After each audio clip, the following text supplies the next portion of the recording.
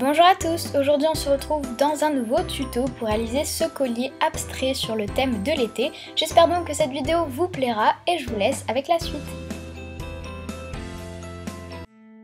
Donc pour commencer, vous allez venir prendre des petits patrons, donc je vous mets les mesures dans la barre d'infos, donc de losanges, et on va venir les appliquer donc sur une plaque de pâte étalée au cran numéro 2 de la pasta machine. Donc moi j'ai pris une couleur effet pierre de chez Cernit, mais vous pouvez prendre du Sahara si vous n'en avez pas.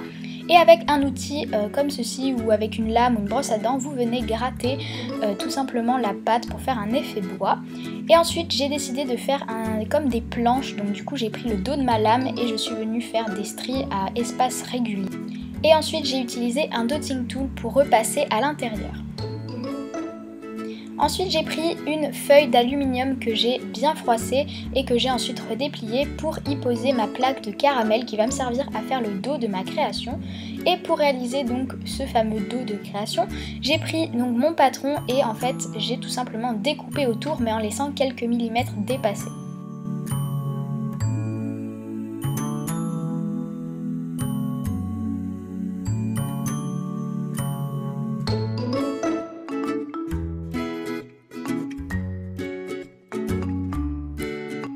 Une fois que vous avez réalisé vos 3 morceaux de caramel, vous pouvez par-dessus y déposer la plaque de bois que l'on a fait précédemment.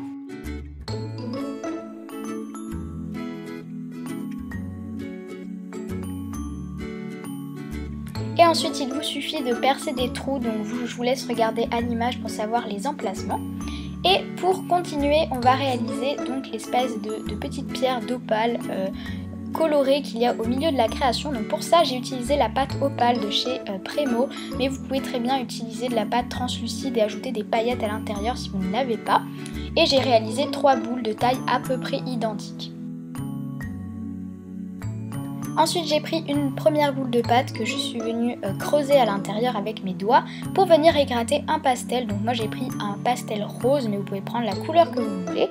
Et ensuite il suffit de mélanger la pâte et ça va automatiquement la colorer, puisque la pâte opale est à la base une pâte incolore, il n'y a vraiment aucune couleur dedans.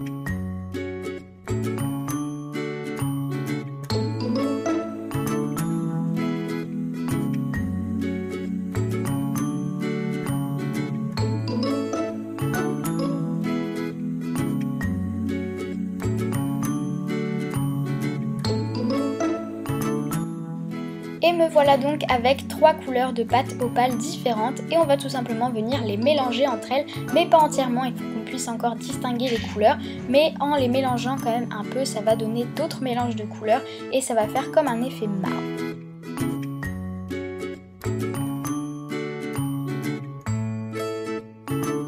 Ensuite vous allez venir aplatir votre mélange, donc assez épais pour le losange le plus gros, donc moi je l'ai fait à 3 mm à peu près, donc ensuite je suis venue le découper, et pour les petits losanges j'ai fait à l'œil, vous pouvez faire un patron si vous voulez, et vous devez le faire plus fin forcément puisque c'est plus petit.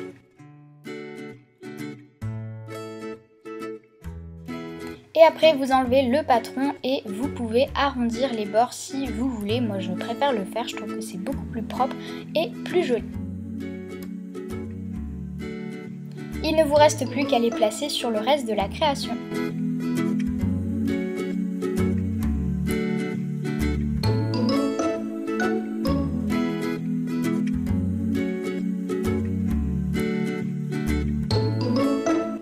Et ensuite avec le reste de pâte j'ai voulu tester et j'ai fait des petites perles. Donc en gros c'est hyper simple de faire des perles en pâte. Pour ça vous faites des boules donc de la taille que vous voulez. Et avec une aiguille ou un cure-dent vous venez percer. Donc c'est normal si ça déforme la boule que vous avez fait. C'est tout à fait normal. Et ensuite une fois que vous avez percé le trou vous venez la rouler très légèrement, vraiment très délicatement pour reformer votre boule. Et il ne vous reste plus qu'à repercer les trous et à la travailler donc en faisant ces 2 étapes jusqu'à avoir le résultat souhaité. Et ensuite c'est parti pour la cuisson, donc je mets tout sur ma plaque, j'enfourne à 110 degrés pendant 30 minutes.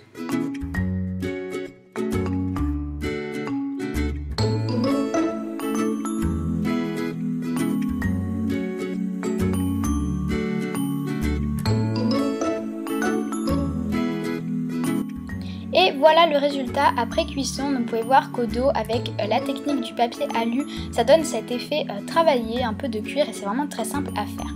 Pour le montage, on va commencer par les perles. Donc pour ça, vous aurez besoin d'une tige à œil que vous allez placer dans la perle, et avec une pince coupante, vous allez couper l'excédent de tige, et avec une pince à bourron, vous allez former une boucle et ça va vous donner un connecteur.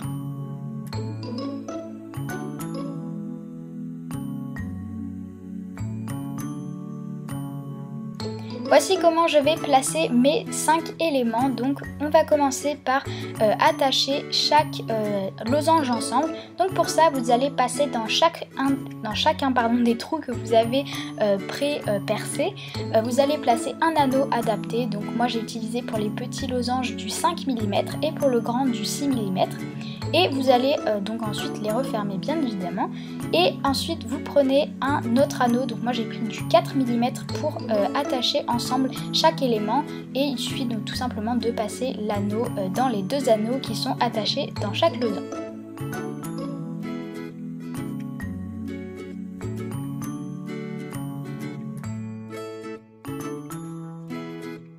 Pour réaliser la chaîne, on va utiliser de la suédine. Donc pour ça, vous prenez deux morceaux de 34 cm. Donc moi j'ai utilisé de la suédine marron à paillettes.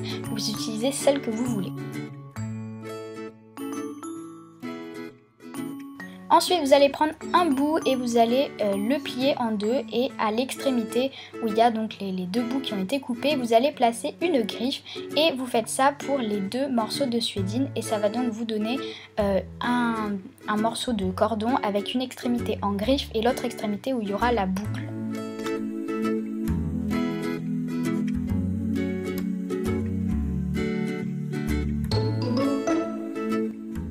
Et ensuite on va venir assembler la perle à la création, et ensuite à l'autre extrémité de la perle, donc dans l'autre boucle, on va venir attacher à l'aide d'un anneau. Donc moi j'ai pris un anneau 6 mm il me semble, ou 7.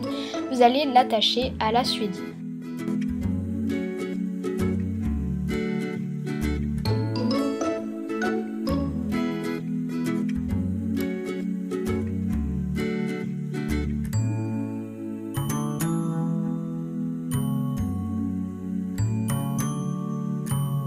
Et pour la dernière étape de cette vidéo, on va venir réaliser le fermoir du collier. Donc pour ça, vous prenez votre fermoir mousqueton que vous allez attacher à la griffe en utilisant un petit anneau. Et pour l'autre côté, vous allez utiliser soit un anneau, soit une chaîne d'extension, ce que vous voulez, ce que vous avez surtout. Et vous pouvez également attacher plein de petits anneaux entre eux, ça peut faire une chaîne d'extension si vous n'en avez pas.